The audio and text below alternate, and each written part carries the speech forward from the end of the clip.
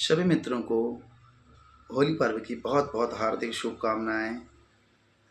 मित्रों, इस बार होलाष्टक जो हैं, होली का पर्व के बारे में कुछ आपके साथ चर्चा करूंगा। जो होलाष्टक लग रहे हैं वो 24 फरवरी 2026 से लग रहे हैं और 27 फरवरी 2026 के दिन आमलिका एकादशी का व्रत किया जाएगा और प्रातः 6:45 पर सूर्योदय हो जाएंगे और 11:32 के मध्य हम लोगों ने चीरबंधन, ध्वजारोहण, रंग धारण कर लेना है, क्योंकि 11:32 के बाद भद्राएँ लग रही हैं। इसलिए भद्रा युक्त ना तो रंग धारण किया जाता, ना चीरबंधन होता है, कोई भी कार्य नहीं होता। इसलिए इस मुहूर्त में सभी लोग रंग धारण कर लेवें।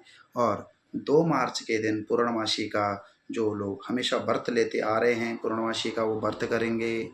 और 2 तारीख के दिन ही सायंकाल 5:56 पर पूर्णमासी का प्रारंभ हो रहा है, जो प्रदोष व्यापिनी है, इसलिए व्रत उसी दिन किया जाएगा।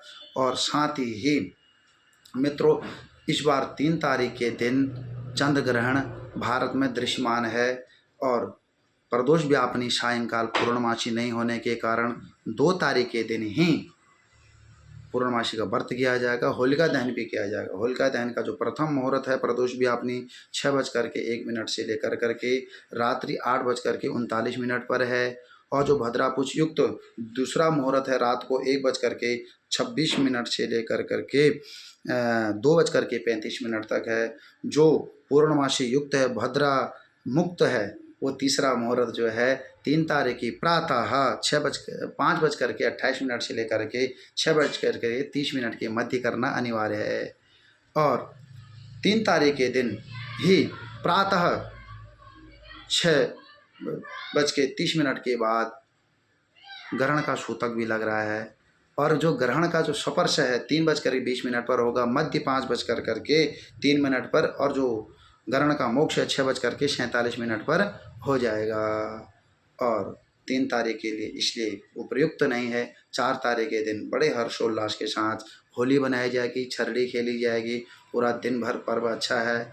और सभी भक्तों को होली पर्व की बहुत बहुत हार्दिक शुभकामनाएं। मित्रों, होली का पर्व में क्या नहीं करना चाहिए? होलाष्टकों में कोई मांगलिक कार्य इत्यादि नहीं करने चाहिए और जप तप संध्या बंधन तंत्र मंत्र साधना ये सर्वोपरि होती हैं। केवल मांगलिक आयोजन जैसे विवाहादि शुभ कार्य, चूड़ा कर्म है, गृह प्रवेश है, नया भवन लेना है, नया भवन में प्रवेश करना है, इस प्रकार से विशेष संस्कार युक्त कार्य नहीं किए जाते हैं। इसलिए नहीं किए जाते हैं, जब भगवान प्रहलाद भक्त प्रहलाद का जब जन्म हुआ है हिरण्यकश्यप के घर में, और हिरण्यकश्यप को पता चला यही मेरा काल बन करके आ गया है, ये तो नारायण भक्त है और ये मेरी प्रजा को भ्रमित कर देगा, मेरी जय जयकार नहीं हो पाएगी।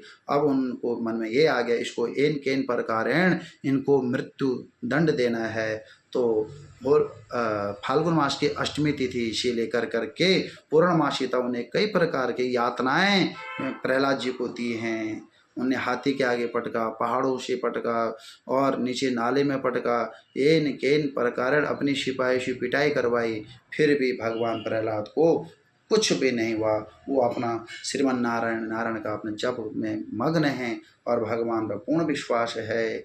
तब जा कर के हिरण्यकश्यप की बहन जो होलिका थी, उनको वरदान था कि आपको अग्नि भस्म नहीं कर सकती है।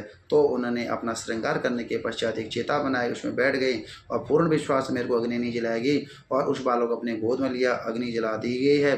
तो क्योंकि वो असत्य का साथ दे रही थी होलिका ना, तो इसलिए होलिका का दहन हो गया है। और भगवान के भक्त प्रहलाद को कुछ नहीं होता है, उनकी जय जयकार होती, पुष्प वर्षा हो जाती है। फिर हिरण्यकश्यप बहुत क्रोधित हुआ। खैर आगे जा कर के भगवान स्वयं नरसिंह अवतार लेकर करके हिरण्यकश्यप का वध करते हैं, अपने भक्त का उद्धार करते हैं। तो मित्रों, भगवान और भक्त का मिलन होता है छरड़े के बाद, तो इसलिए आप लोग छरड़े के दिन अपने मित्रों के साथ बड़े हर्षोल्लास से मिलें। जिस प्रकार से भक्त भगवान मिलते हैं, उसी पर अपने सभी मित्रों से इस त्यौहार में मिलन करें और प्रेम पूर्वक रंग लगाएं और सभी खुशियां मनाएं और बसंत महोत्सव बनाएं। मैं भगवान नारायण से यही प्रार्थना करूँगा आपके जीवन में नित्य प्रतिदिन बसंत ही बसंत रहे। और इन्हीं कामनाओं के साथ पुनः आप सभी लोगों को होलिका की बहुत बहुत हार्दिक शुभकामनाएं देता हूँ।